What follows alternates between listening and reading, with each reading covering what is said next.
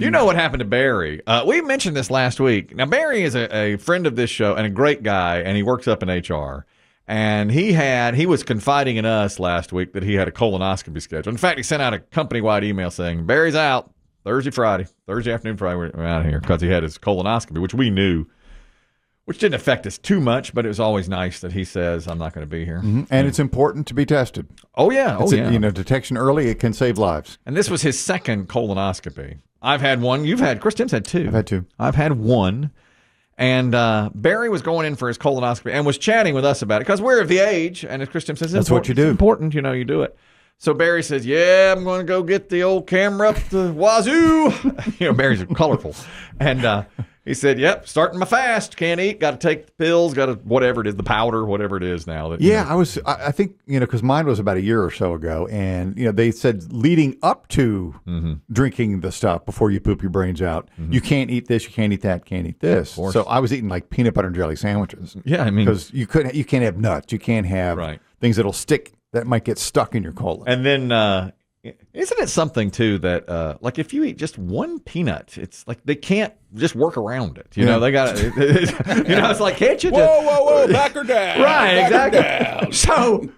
What is that, a peanut in the corner? Right, it's like, what is that? I guess are the images, you might think it's a tumor or something, and it's a peanut. I don't know. I don't know either. But they will not let you have anything to eat. And for the final, 12 hours at least, you're nothing, and you're just crapping your brains out. Yeah. To the point where it just becomes just nothing coming out of you but just liquid. It's awful. That's the worst part. It's awful. By far, the procedure prep is awful. The procedure is a breeze. You remember my statement when I started taking the prep? I was about 45 minutes into it, and I said to my wife, I'm impervious to this. I guess my system is just so clean. Whoa, God! It's too smart for medicine. What I thought. A little advanced for modern medicine. Mm-hmm. Well, here's what happened to Barry. He goes through the prep. He's, for just like the rest of us, for hours and hours, back and forth to the toilet, drinking the stuff and all that. Well, Barry's a little bit of a nervous patient. On the day of, you have to take one last couple of swigs. Mm-hmm. And on the morning of the procedure, he said he did everything that he was supposed to do. Didn't eat anything he was not supposed to eat. That's right. Drank all the liquid and was finishing the last bit of the liquid, so he's done. Yep. His son was going to drive him because you can't drive yourself. That's right. Because you're anesthetized. And Barry said, let me get a pinch of snuff. Let me just put a little... to calm the nerves. To calm the nerves. Barry's a little bit of a nervous patient. Put a pinch between his cheek and gum. Flavortown. Had it, enjoyed it, spit it, on to the procedure. They do his charts. They put him out. They put he's in the gown. He's in the gown. They put the tourniquet is on his arm. The anesthetist is ready with the needle, and they're just going. The nurse is going through last minute checks. Yep. When's the last time you had a BM? Mm-hmm. Was it clear? Yes. Yes, and yes. Recently, and yes. And then she gets to the final question, which is, have you used any tobacco products? And he says, had a pinch of snuff on the way over here. And the doctor says, that's it. It's take the gown off. What? Take the gown off. Unhook him. This procedure is canceled. What? He didn't have it. Close up his cheeks. They couldn't do it. I mean, they had the wand halfway up the non-flavored town. Up the wazoo, as Barry says. Poor Barry. And they had to say, oh, sorry, Barry, take your gown off. Wonder why. Take your socks off. Even a little snuff. They said it will. The camera won't get a clear picture. But he didn't even swallow. I know. I don't understand that. He said his explanation to me was that once you put anything in your mouth, your digestive system begins to work. Even if it's just between your cheek and gum. I didn't know that. Now, I wouldn't have done that because I don't take many trips to Flavortown. Mm-hmm. Yeah. But I would be with Barry on that. It's like, it's not, you wouldn't think that it would be like that, but it certainly was. That's right. Anyhow. So now he's got to prep all over again. It's a good cleanse, though. Yeah. I guess. People talk about wanting cleanses. Yeah, but that's the best one. Is it? But he did all that work for nothing at the end, and now he's, as you said, he's got to do it all over again. Man. Yep. How awful. Gosh, halfway in, it just bumps into the snuff. Yeah. What are you doing here? What's up, pussies? What? What are you doing here? You shouldn't be you here. Smell like wintergreen. That was, other than the day I got called onto the carpet by our boss, that was the day I ate the most chicken nuggets I had eaten. I went afterwards. Post-colonoscopy? Post-colonoscopy. I went and got a couple of sandwiches and a 20-piece. Clog that thing back up. I'm ashamed to admit it, but I said, if we're going to do it, let's do it. Enjoy it.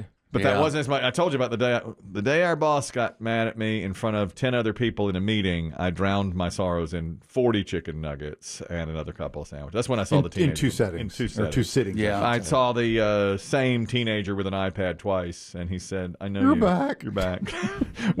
He said, was something wrong with the first order? I said, mind your business. You okay? No, there wasn't. Yeah, but on colonoscopy day, those chicken nuggets were like a bobsled through your small intestine. Oh, yeah. Just whipping left, right, smooth. Oh, Setting record times. Slalom. Yeah. It was like, yeah. Or even like the skeleton. That's what it is. That's like the right. There was a family that ordered a pair. This is a DoorDash issue, I guess. They ordered 20 chicken McNuggets from McDonald's and accidentally got 200. And that was, and I don't know if they're blaming themselves or the McDonald's. But, Oh my God! This is a prank. It has to be a prank. What the hell is this? Chris, what did you order? Wait a minute. That's 200 chicken nuggets. 200 chicken nuggets, 20. What'd they pay for? Well, that's the question. Now they're trying to sort it out with McDonald's. They paid for 200, but they ordered 20, and they wound up paying the bill for 200. And then they said, "Well, wait a minute, we didn't want all these." And apparently, most of the time they order burgers, but this time the husband accidentally, instead of putting 1 pack of 20 nuggets, he put 10 packs of 20 nuggets. You know my theory on that. You typed it, Haas. I know. That's right. That's right. Enjoy your chicken. Well, they can't send it back. That's right. No, they couldn't. So what they did was they gave it to a nearby homeless shelter. They gave 180 of the nuggets. Those are delicious the next day. So they throw them out of half-opened windows. Yeah. They're barely good hot. Let's give it to the homeless. I'm sorry, I can't give you any dipping sauces. This is fast food related as well, and frankly, I love it. I'm never a good judge of these things. In fact, well, 2 different stories. Retail roundup here. Oh. A couple of days ago, late last week, I saw that Applebee's was doing something called the $200 date night pass, and this was something they're doing it for Valentine's Day, but they put them on sale. You could pay $200 for it's called a $200 weekly date night pass offered by Applebee's, including up to $30 in food per week for a year. So you pay $200, and then you could have that much per week. So once you've paid the Once you 200, pay the 200, you just go once. but you can't ball out. Exactly. So it's, but I guess what they're thinking is they'll spend more money on top of it, right? That's what I would think. Yeah, $30 for 2 is not much. That's not much. But you spend $200 up front, and then you can go once a week, and you got that $30 discount every time you go. So it's a pretty good deal. If you go enough. If you go every week, that's $1,500 that you're saving there. I read it, and I said, it's too complicated. Not going to work. Not going to work. Way to go, Applebee's. Now, they only had a limited number. They sold them online. It sold out in 34 seconds. Get out of here. Americans want value. 34 seconds. Sold out in 34 seconds. And every Applebee's said, man, this went a lot better than we thought. Those TV commercials with that sexy food flying and spinning. You seen slow the spinning motion? shrimp? I literally read the story. I said, no chance. Not going to bring it up on our air. Not even going to mention it. idea. 3 days later, Chris Demm says, wow, you see what Applebee's did? I look at it, sold out, 34 seconds. I'm not a good judge of what will work and what won't. Yeah. Now, I think this will work. I love it. It's also Retail Roundup. Burger King has instituted a policy that every time you walk into a Burger King now, they have to tell the customer as they come up to the counter, you rule. That's their catchphrase. I love it. I love it. Oh, man. Here's why they're doing it. They're doing 2 things. They're saying when you get up to the window or the counter, they say, you rule, which is their thing, like Burger King, you rule. And they also are giving out to everyone a cardboard crown. So you get your cardboard Burger King crown when you go through the drive-thru. Or Are they not demeaned enough Yeah. Whether you want it or not. in the polyester uniforms? You have to take it. You have to take it. What they say is the interaction between employee and customer will create a positive aura and will, get to that one-on-one that people are missing these days and lacking these days with kiosks and artificial intelligence and self-checkout. They're back to the human factor. Look. We're saying this to you. I know what you're going to say. I know it's already working. Not at Burger King. When you go into a Moe's, what do they say? Welcome to Moe's. When you go into one of those frozen custard places, they ding, ding, ding. And I think it works. I'm just going to, I hear you. I think it works. But I don't think Burger King knows who works for them. Agreed. Okay. That's the thing. All right, fair you enough. go to Moe's, Yeah, they seem a little more chipper at Moe's. They are. And I love Burger King. I know you do. As far as they have the best chicken sandwich, I stand by that. In the show Beef that Chris Demm just recommended to me, one of the main character drives an hour and a half for the Burger King chicken sandwich. Oh, that my is God. no longer available at all It's places. the best chicken sandwich. Yeah, he's right. It is. But Mhm. I've never been to a Burger King that had somebody that's going to seem so chipper and do those things. I know. I mean, it is Burger King. But I think in their minds, maybe they just don't know who's working for them. Maybe they're not doing enough store visits. Well, maybe it will force the local Burger King proprietors to hire employees To be more chipper. To be more chipper and to say, you rule. Hey, welcome And to where do Burger they find these people?